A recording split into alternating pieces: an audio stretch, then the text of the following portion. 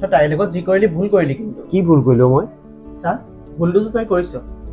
আৰু ইমানবোৰ হোৱাৰ পিছত তাই তোক একো নক'লে তাই ক'লে ন তাই কি ক'লে তই কিন্তু বহুত সলনি হৈ গলি আগতে তই এনেকুৱা নাছিলি চা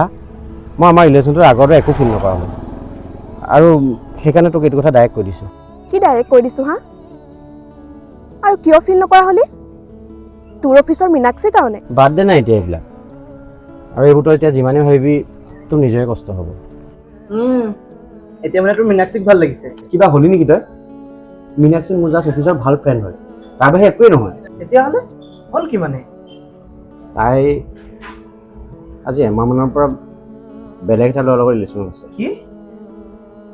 আৰু তাই ভাবে মই একোৱেই গম নাপাওঁ তোৰ এইবোৰ কথাই মোক কিমান কষ্ট দিছে তই জাননে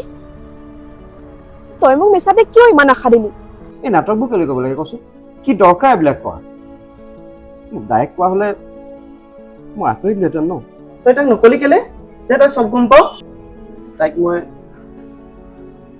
মই চব গম পাওঁ বুলি কৈ দিব পাৰিলোহেঁতেন কিন্তু গোটেই জীৱন তাই মোৰ আগত গিল্টি ফিল কৰক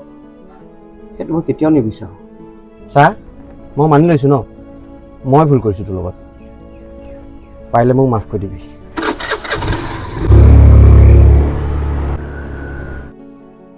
তাই তোক কি